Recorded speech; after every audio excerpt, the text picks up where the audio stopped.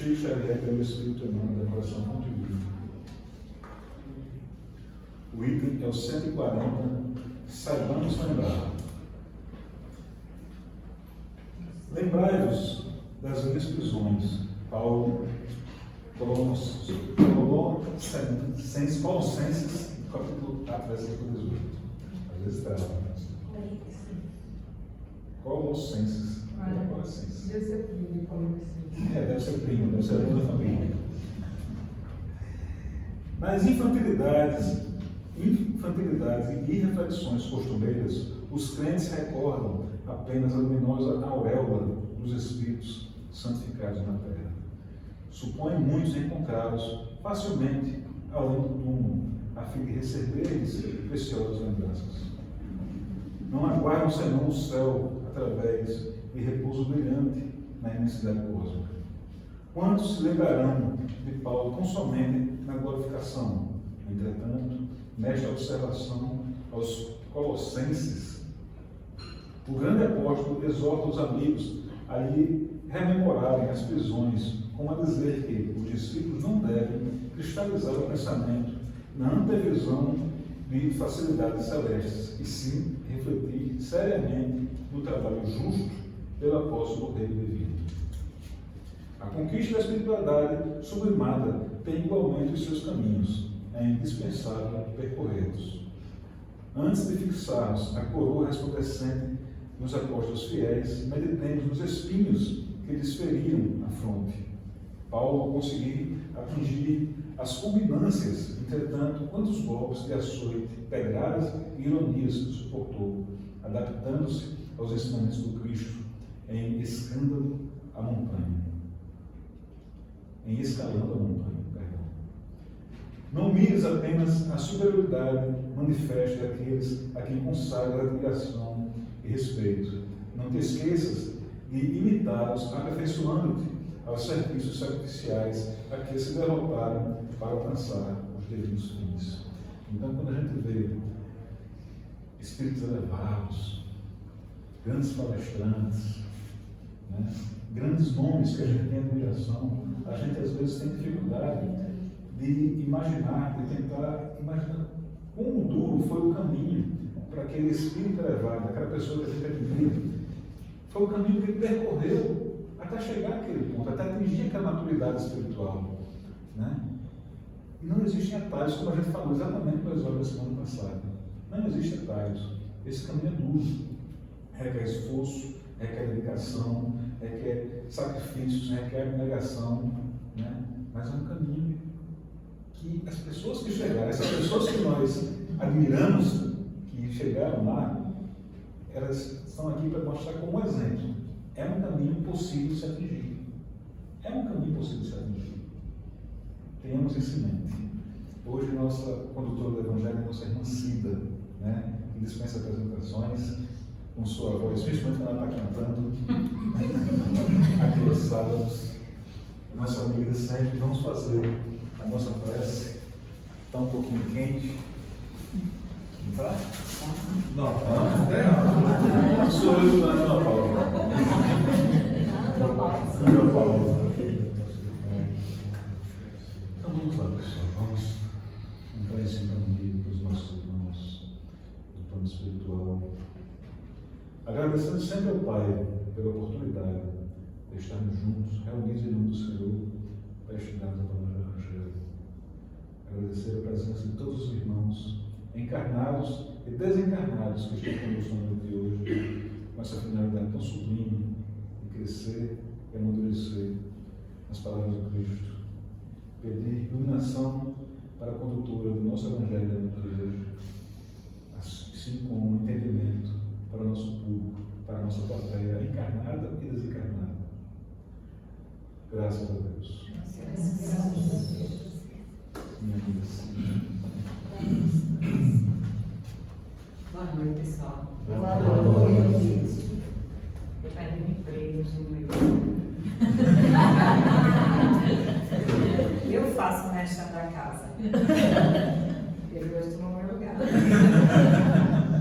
Ele me ama. Me ama.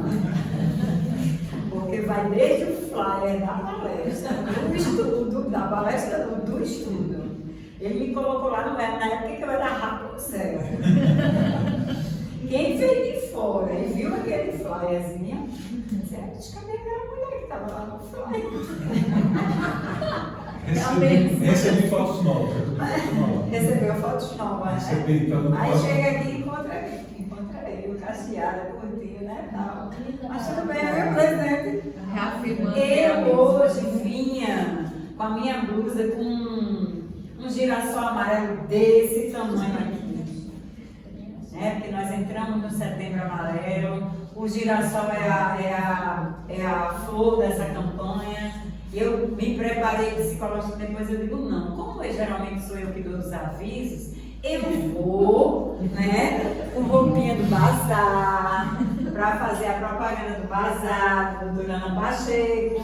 Aí Giovana vem para cá e faz o que faz? A propaganda do bazar. Né? Então assim, hoje tomou o meu trabalho. Mas gente, só para dar veracidade a tudo que Gi falou, Gi, porque eu sou íntima, tá pessoal?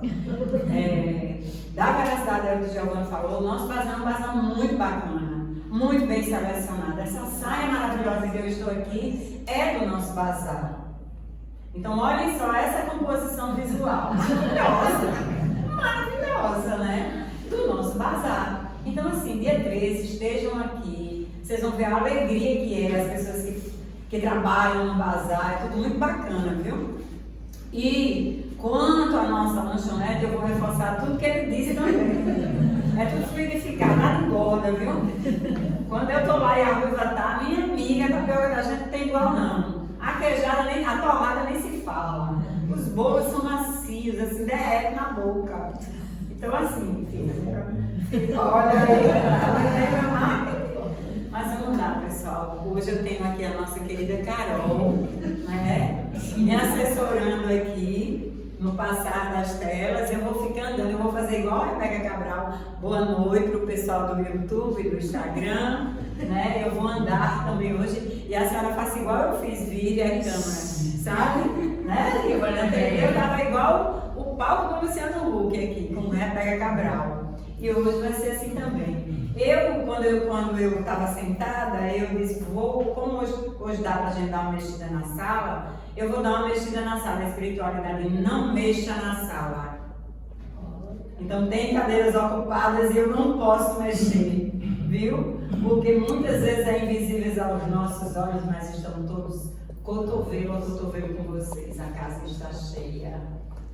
E não vai ter mudança nas cadeiras. E esse evangelho de hoje é um evangelho maravilhoso.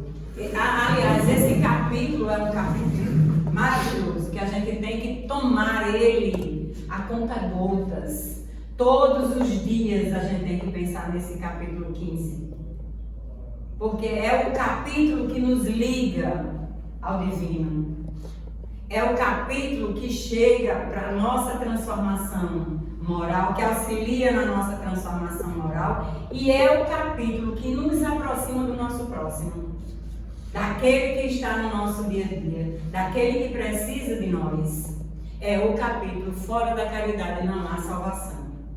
E ele traz o item 8, de 8 a 10, ele traz a frase muito usada pela Igreja Católica: fora da Igreja não há salvação, fora da verdade não há salvação. E o Espiritismo, o nosso Evangelho, ele vem e faz essa tradução: fora da caridade não há salvação. Pode passar, minha querida Carol. E nós começamos com a introdução desse capítulo. Eu não costumo colocar o capítulo na íntegra.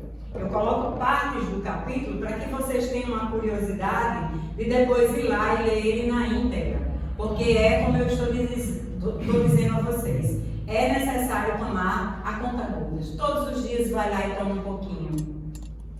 Porque o exercício da caridade, muitas vezes a gente se atém muito a doar algo, mas algo físico, algo material.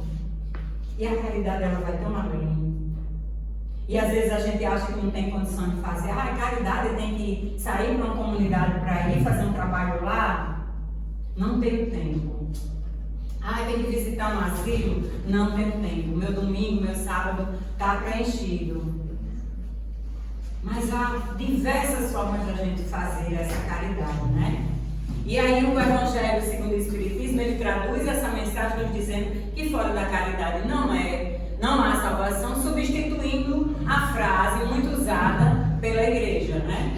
A salvação depende da prática da caridade, definida como amor e ação em prol do próximo, e não da posse de uma verdade absoluta ou da filiação a uma religião específica. Quando eu digo fora da igreja, fora da casa espírita, não há salvação, eu estaria classificando a salvação de nós como indivíduos a um determinado templo, a uma determinada crença. Concordam comigo? E não é por aí. Eu posso estar dentro de um templo e não ser uma pessoa caridosa. Eu posso estar dentro de um templo seguindo uma determinada doutrina ou religião e o meu coração está amargurado. E eu estar odiando alguém, porque o meu coração só Deus conhece, de verdade. Algumas pessoas conhecem a gente pela nossa maneira de ser, isso e aquilo outro, mas o que está dentro de nós, Deus conhece.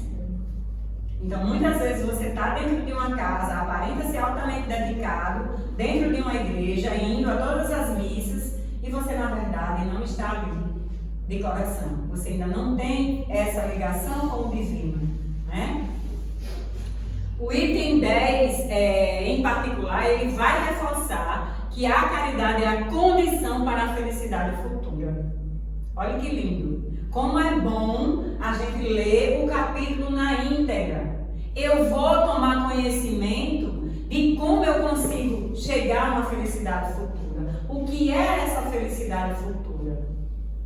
Essa felicidade futura, na maioria das vezes a gente lê em todas as denominações de livros que nós temos, que a felicidade futura é a felicidade desse mundo. Não é desse mundo. E aí, a nossa ação com esse fora da caridade não há salvação, para eu chegar nessa felicidade futura, eu tenho que ter o quê, minha gente? Eu não ouvi. Não ouvi. Eu tenho que fazer o quê? A caridade. Né? Eu tenho que estar incluído desse sentimento e dessa ação. Rebeca Cabral, ela costuma muito usar a frase. A caridade é amor em ação. Ela usa muito essa frase. E é verdade. É você também se despojar do seu egoísmo, do seu orgulho, né? E se abrir, né, a nível de afeto de coração para o outro. Mas também precisa trazer isso primeiro para você também, de alguma forma, né? Que tem gente que não tem caridade consigo mesmo. Se apedreja, se mata por dentro, por algum ato, por alguma coisa, alguma ação que tenha feito errada e fica se espraguejando para o resto da vida. E é aí onde entra a autocaridade. É você se acolher, é você se entender, é você se perdoar. Como perdoar o outro também é um ato de caridade. É você ser caridoso ao extremo quando você vai lá e perdoa uma ação indesejada com você por alguém e você passa a olhar para aquela pessoa com outro olhar. Isso é uma caridade com o outro e com você. Pode passar, minha querida Carol. Eu também. Estou modulando a minha voz, para vocês entenderem. Eu não sei se eu sou terror ou tenor, se eu sou contralto ou se eu sou alto mesmo. Enquanto a máxima fora da caridade não há salvação, apoia-se num princípio universal, abrindo a todos os filhos de Deus o acesso à felicidade suprema. O dogma fora da igreja não há salvação apoia-se não na fé fundamental em Deus e na imortalidade da alma, fé comum a todas as religiões, mas na fé especial em dogmas particulares. Ou seja, para você chegar à salvação, você teria que seguir um passo a passo. de dogmas estipulado por determinadas religiões. Não use saia curta, não corte o cabelo curto, não faça isso, não faça aquilo, porque senão você não se encontra com Deus. A doutrina espírita, ela vai um pouquinho mais além. Ela vai para a essência do ser humano. Ela nos pede a transformação moral. Ela nos pede o respeito ao próximo, ao olhar no olho do próximo. A doutrina espírita nos revela que aqueles que estão na nossa família muitas vezes foram nossos desafetos e que ali estamos para um acerto. Olha que beleza, olha que maravilha você poder tomar conhecimento de que aquele primo que você olha danado da vida pode ter sido um desafeto e que agora é o momento de você fazer as pazes, de você ter com ele um acerto amoroso, com o elo sanguíneo, com o elo familiar.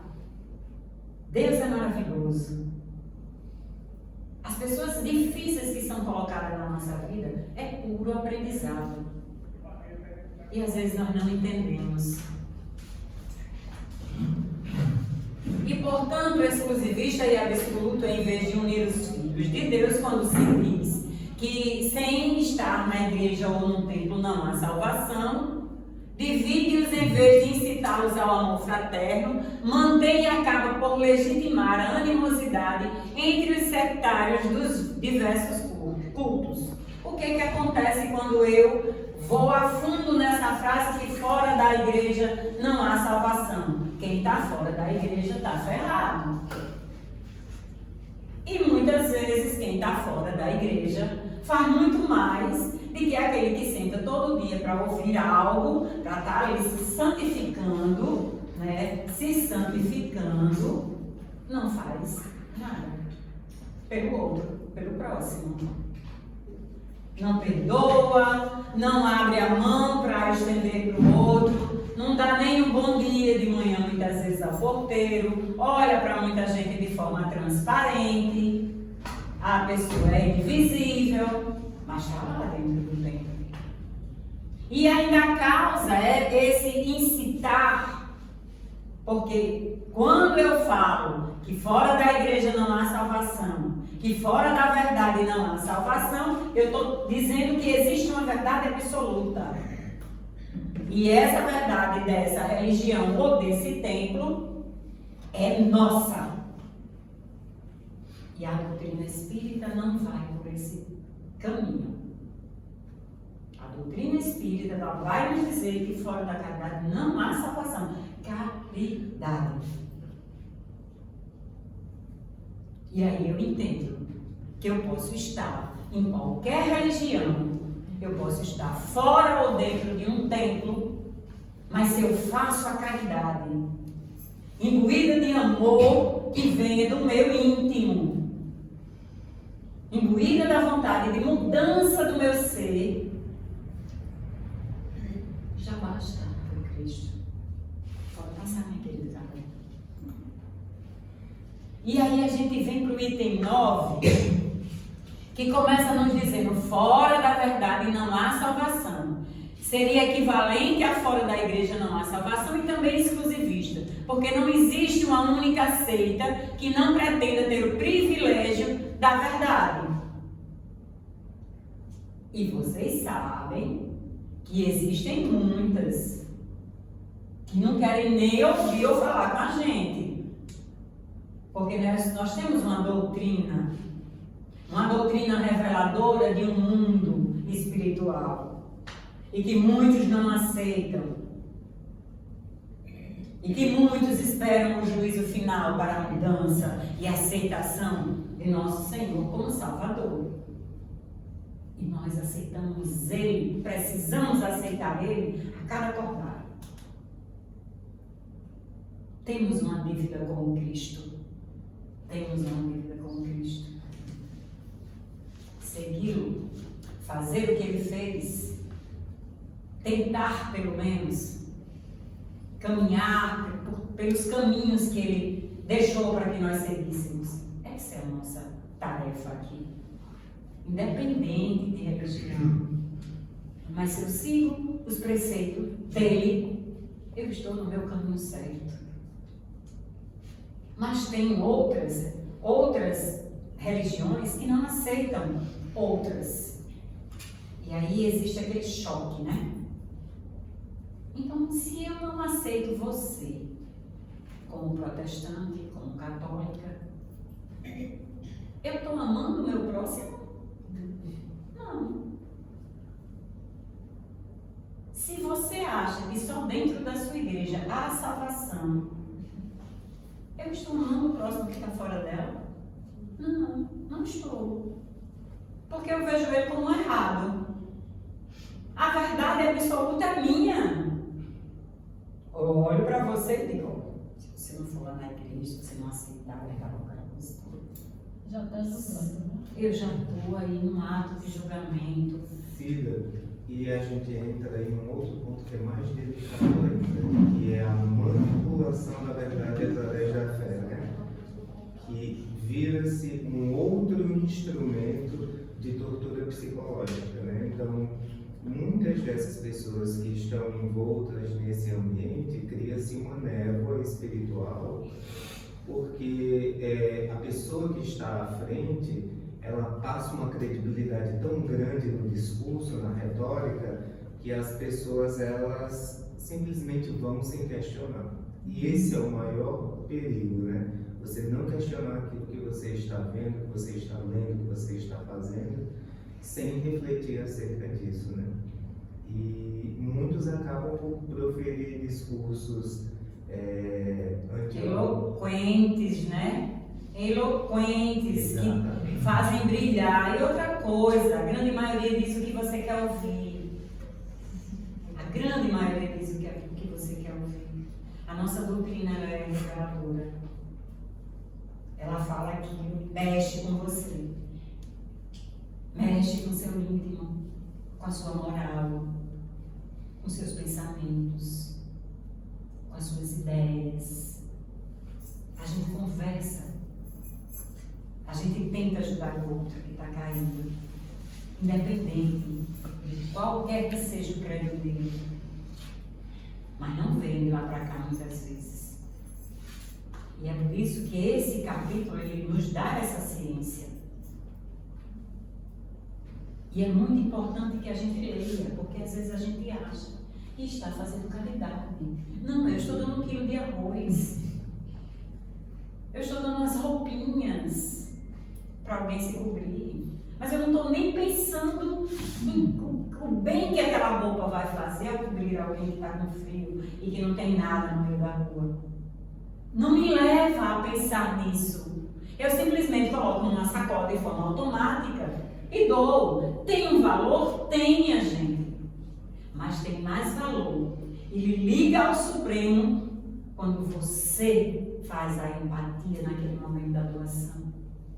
Quando você verdadeiramente sente quem está nu, quem está no frio, como está o estômago daquela pessoa, que o pessoal sai na madrugada para distribuir comidinha. Você entra nessa tarefa de amor. Qual homem que pode jactar-se de possuí-la integralmente? E isso é verdade. Quando a área do conhecimento aumenta sem cessar e cada dia que passa as ideias são retificadas. E isso em relação à verdade absoluta que diz o início, que fora dela não há salvação. Teria que ser uma verdade absoluta de um homem. A minha verdade, às vezes, não condiz com o que você pensa e está tudo bem. Mas quando eu quero dizer que essa verdade minha tinha que ser para todos, eu estou determinando que ela é a verdade absoluta.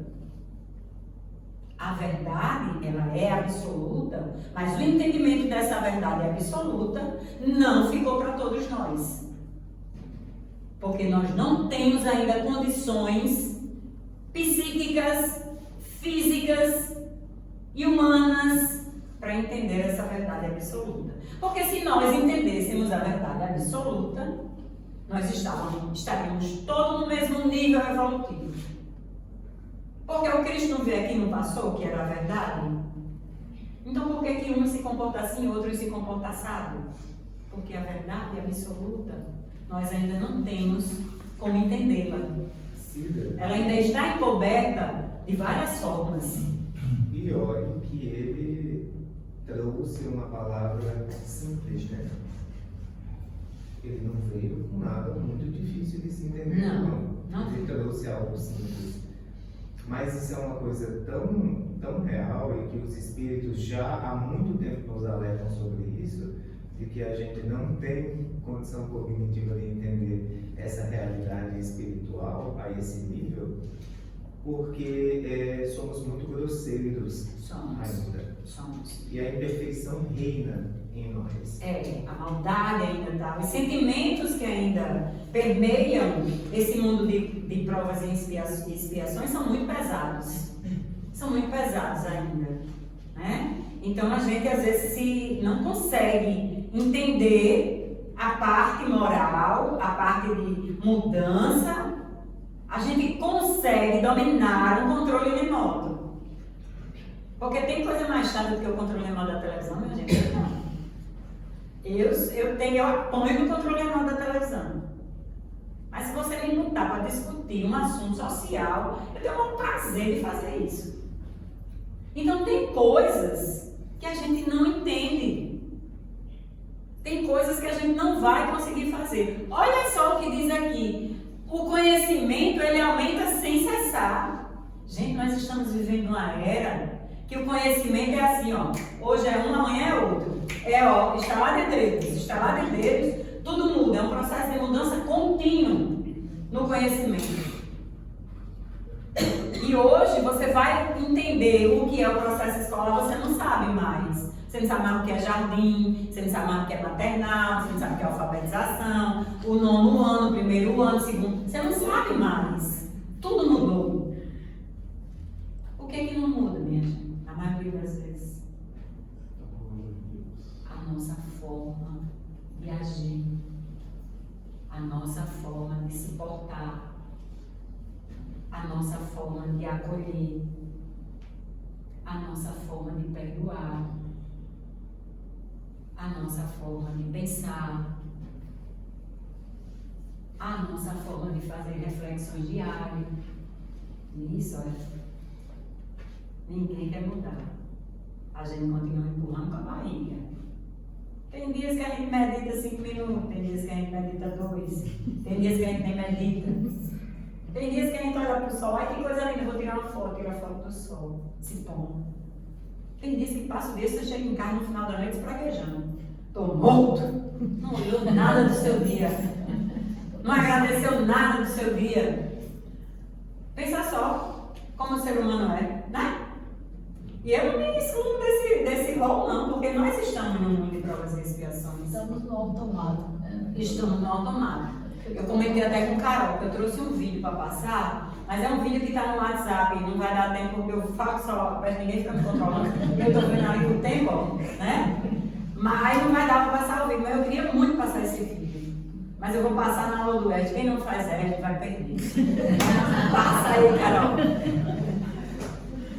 Ainda no item 9, a verdade absoluta só é acessível aos espíritos da mais elevada categoria e a humanidade terrena não pode pretendê-la, pois que não lhe é dado saber tudo, e ela só pode aspirar a uma verdade relativa proporcional ao seu adiantamento. Minha gente, vocês têm noção que se a gente tivesse verdade absoluta, como é que nós teríamos?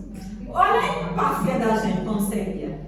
Ei, menino, fala isso não, porque a verdade é essa. Olha só. Coincidência, porque os espíritos disseram que eles tiveram que falar o beabá do maternal para traduzir isso que a gente entende como verdade. Pois é. Porque o que a gente sabe, que o que a gente tem na codificação, é o trivial do trivial do trivial, e a gente ainda não está compreendendo. Menino, tem gente, eu não vou longe não, tem gente que leu o Pentateuco todinho.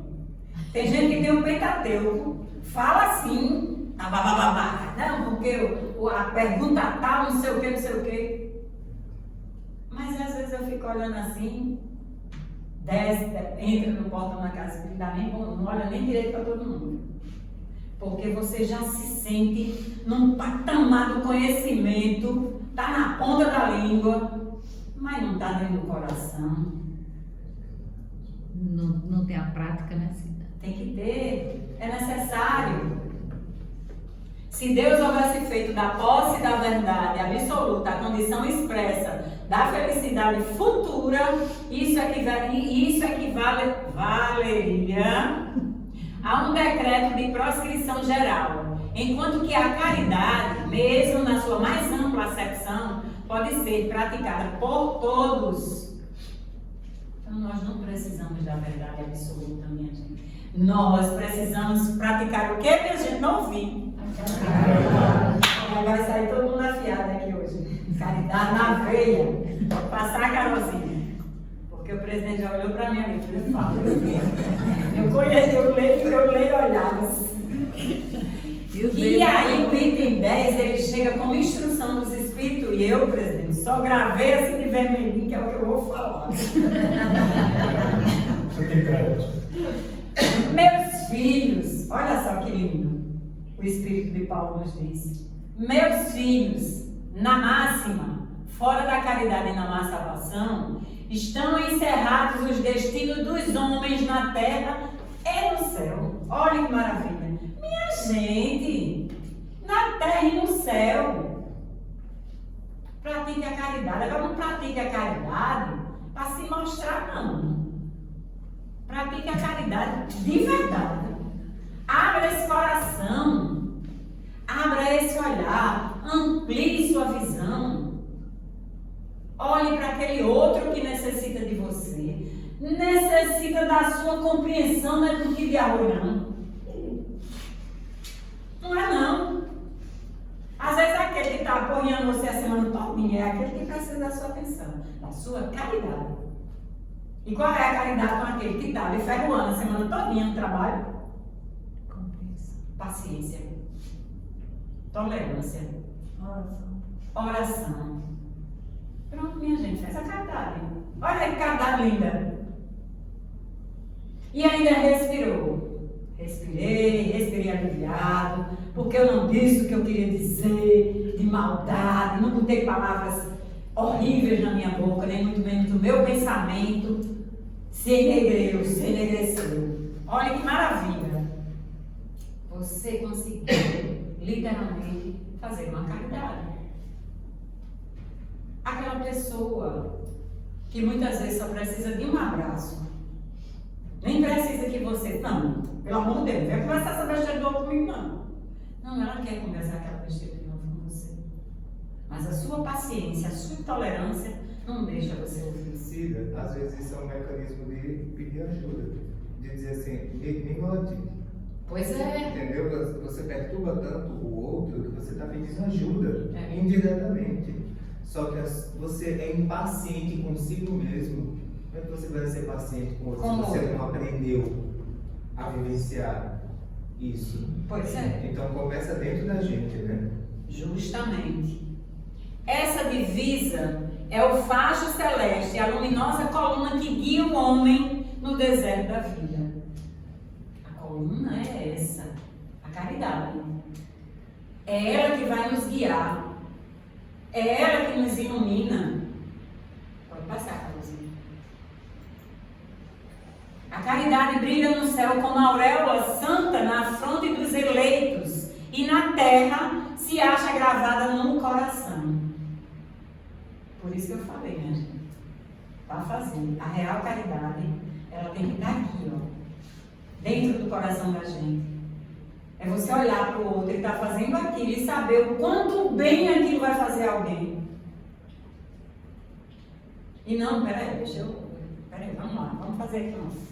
Não é que não possa se fazer foto de você fazendo uma caridade. Pode sim, pode se divulgar um ato bacana que você esteja fazendo.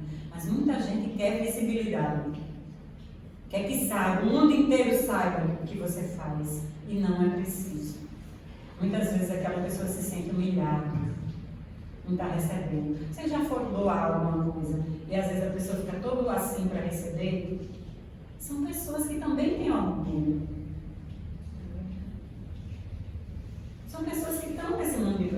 criações. São pessoas que talvez não tivessem, que no fundo não quisessem estar ali naquela situação, mas estão. Por algum motivo estão. E aí, por conta do orgulho dela, você não vai doar. Porque às vezes a pessoa vem, aí vai doar, e a pessoa toda orgulhosa. Eu vou doar, é assim que a pessoa fala.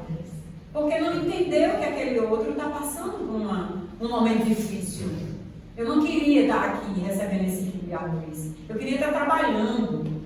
Eu queria me manter. Eu queria manter a minha família. Gente, isso é o mínimo que alguém pode querer na vida. E aí, na hora que você vai dar uma cesta básica a essa pessoa, para ele, às vezes, é humilhante. E nós não entendemos isso. Por quê? Porque eu estou fazendo a caridade e eu não estou olhando. José já falou. Não é porque eu ia comentar, aí eu olhei, estava atento. E aí você não olha com esse olhar para o outro. Pode passar, Carolzinha. A caridade evitará que pratiqueis o mal, como também fará que pratiqueis o bem. Olha que lindo. Quando eu me envolvo na questão de fazer a caridade, ela evita que numa atitude minha, que eu vá perceber que eu vou fazer o mal a alguém, eu freio nos quatro. Não, peraí, eu não estou sendo caridoso assim não. Aí você não faz. E ela te estimula a fazer o bem. Para fazer-se o bem em mista sempre se torna a ação da vontade. Então, minha gente, para fazer o bem só depende da nossa vontade. Pode passar, Carolzinha, seja rápida, prática, objetiva. Porque para finalizar, nós precisamos entender que Jesus nos disse, muito se pedirá a quem muito recebeu. Não é dinheiro não, viu, minha gente? Não é dinheiro não. É conhecimento, é a sua reforma, é a sua mudança, é o que você realmente faz pelo outro. O caminho está no amor a Deus e ao próximo. Não tem como escapar não, viu? Aquela pessoa que lhe aporrinha, aquela pessoa que lhe der dinheiro, aquela pessoa que é da família, mas parece um espinho, sabe? Na sua vida, é seu próximo. Então, aprenda a amar. Religião é meio e não é fim. Passa, Carol. A fé sem obras é morta. Não adianta, meu amor, você orar bonito, você fazer acontecer, se você não estiver na ativa. A salvação é universal e acessível a todos através de quem não ouvir? Passa, Carolzinha. No Espiritismo, fora da caridade, não há salvação. Então, não esteja aqui assistindo o nosso Evangelho toda terça-feira para não mudar. Mude, pratique a caridade. Porque o Espiritismo é isso. A verdadeira igreja é a lei de amor na consciência. Salvação depende do bem, não de rótulos religiosos. A verdade é única, mas compreendida parcialmente. Então entenda que a minha verdade às vezes não serve para você. Como a sua eu tenho que respeitar, porque ela serve para você e talvez não para mim. Cada religião traz parcela da verdade. Somente Deus possui a verdade plena. Espírita sem caridade não progride, viu, minha gente? Ateu que pratica o bem caminha para a luz. Olha aí. Às vezes o cara é ateu, não acredita em nada, mas faz um bem medonho, todo mundo. É verdade. Entendeu? Isso é verdade. Religião é instrumento, não fim. Então a religião ela vem como um instrumento para que a gente estude, para que a gente melhore, para que a gente pratique a caridade. Eu olhando para a lógica.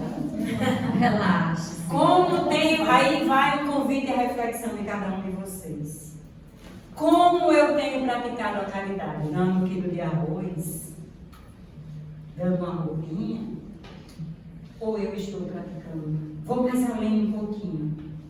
Eu olho para quem está ao meu lado no dia do abraço, acolho, tento entender, choro de raiva, mas ao mesmo tempo eu reflito naquela raiva que está me consumindo. E oro a Deus, peço para que tire de mim aquele sentimento, para que eu possa melhorar e olhar para aquela pessoa sem tanta ira.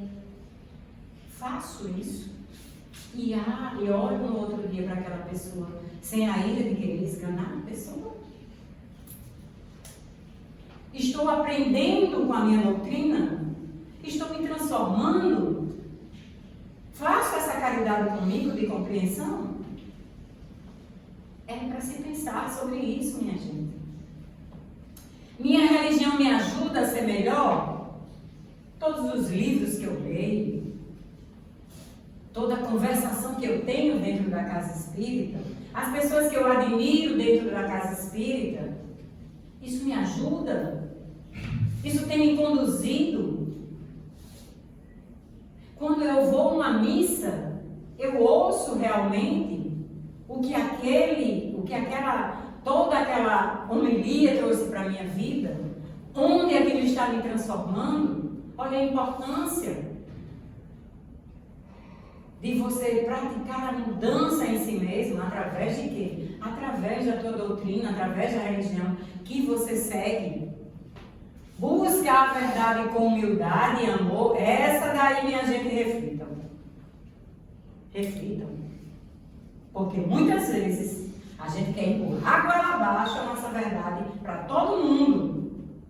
Desrespeitamos as pessoas. Porque não queremos engolir verdade de ninguém. A verdade é minha. Eu faço e desfaço porque é assim o meu pensamento.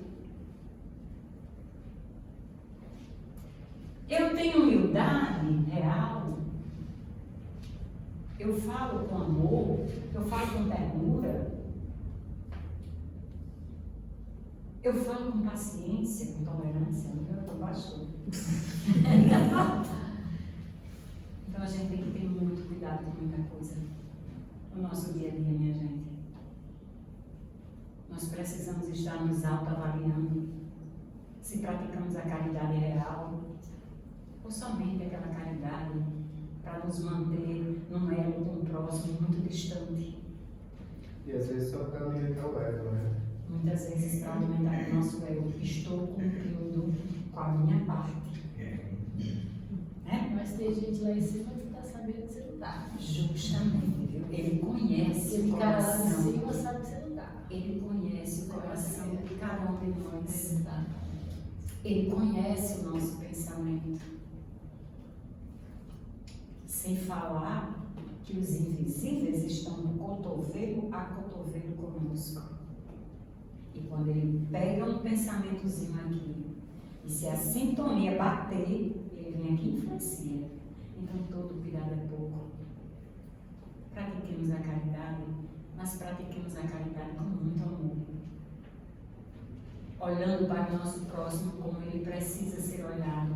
E, gente, a humanidade de hoje está precisando muito do olhar um de cada um. O vídeo que eu trouxe para apresentar era um vídeo que está passando pelo Instagram, um vídeo que mostra as pessoas. Não dá tempo, não? Dá não. Queremos ver agora. Agora eu acho que eu saí do meu WhatsApp no computador. Eu saí do meu WhatsApp no computador. Então você vai postar na próxima palestra. Mas, o pessoal do Evangelho, mas eu boto nos grupos. E aí eu me despeço com essa frase. Reconhece-se o verdadeiro espírita pela sua transformação moral. É através da nossa transformação diária que a gente se mostra uma boa pessoa. Eu já tive comportamentos como todo ser humano. De raiva, de ira, de responder em cima da bucha. Atrevida. Atrevida extrema. Santa Rosa, ele dizia, Cidinha, você muda e Cidinha. Cidinha, minha filha. Entendeu? Então, a reforma ela foi vindo muito cedo. Ela foi vindo até chegar à maturidade, acreditando que a nossa fé literalmente remove montanhas. E não são montanhas de pedras, são montanhas de coisas que estão aqui dentro da gente. Que nós possamos refletir sobre a caridade que a gente faz diariamente, sobre as mudanças que precisam ocorrer para nós nos tornarmos seres humanos realmente caridosos. Que nós possamos olhar um no olho do outro e sentir a dor do outro. E não nos incomodarmos tanto com a impaciência, a intolerância e as atitudes muitas vezes gritantes e irritantes do outro. Porque são testes para saber se você é realmente uma boa pessoa que tem paciência com o teu próximo. Muito obrigada pela atenção de vocês.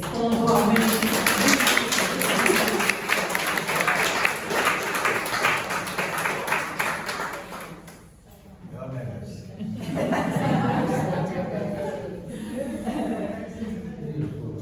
Só mais primeiro, com relação a. Vou saber sozinho, tá, pessoal? A gente faz aquele evangelho do domingo, cada vez mais gente para participar, certo? É um evangelho que a gente faz online, muita gente que participa, certo? E é a forma mais fácil que tem das pessoas entrarem, participarem desse estudo que a gente faz, é do domingo às 21 horas. Está em um dos nossos grupos do WhatsApp, que a gente sempre coloca lá o link, certo? Para participar do evangelho. Quem quiser, pode pedir que não quer entrar no grupo do WhatsApp, fala com alguém nosso que a gente me liga ou manda uma mensagem para mim direto ou para alguém da casa que a gente vai transmitir o link sem problema nenhum. Outra coisa, a gente está quase conseguindo bater nossa meta de 1.000 seguidores. 105 pessoas. 105, olha aí, pessoal, está com a estatística na mão. 105 pessoas para a gente poder voltar a transmitir nossos evangelhos, nossos estudos ao vivo. A gente vai chegar lá, né, pessoal? Se Deus quiser. Será que a gente consegue na semana que vem isso aí? Consegue. Esse povo vai sair daqui todo mundo pedindo aos amigos para seguir o relato. Marília está fazendo uma Dona Marília, já Vamos vamos tentar fazer essa meta. Terça-feira que vem, nosso próximo evangelho. Cada um poderia tentar 10 amigos. Cada pessoa 10. Cada pessoa 10, então a gente conseguir. Conseguir, né, pessoa? Nosso próximo evangelho a gente conseguir já transmitir ao vivo, vai ser muito bom, né? Marília já bateu a meta dela. Então vamos lá, vamos fazer nossa prece, ao mesmo tempo vamos fazer aquele nosso passo coletivo. Certo? Vamos sentar confortavelmente nas nossas cadeiras. Respirando profundamente, inspira. Entrar em sintonia com os nossos irmãos de plano espiritual, com os trabalhadores que participam desse trabalho. Inspirando e expirando, agradecendo ao Pai por esta oportunidade. E os nossos irmãos vão derramando sobre nossa casa pétalas de rosas luminares que vão caindo sobre nossas cabeças, sobre nossa casa, energizando, harmonizando, trazendo equilíbrio, trazendo paz aos nossos corações. Os nossos centros de força vão sendo gradativamente alinhados, acalmados, partindo do coronário, do frontal, laríngeo, cardíaco, gástrico, esplênico e genésico. Inspire e expire, vamos fazer um pouco de silêncio e esperar que a espiritualidade derrame sobre nós todos os fluidos de paz, de amor, de tranquilidade.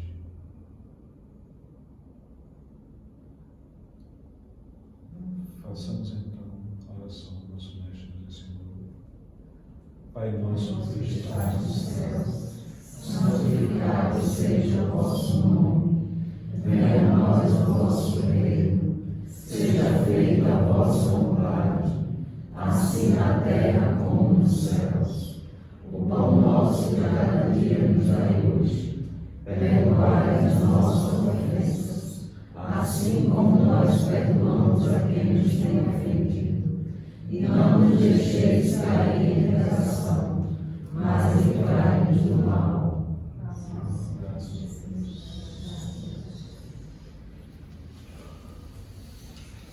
Nós vamos agora fazer o nosso passo individual aqui nessa necessidade. Vamos só uns passinhos.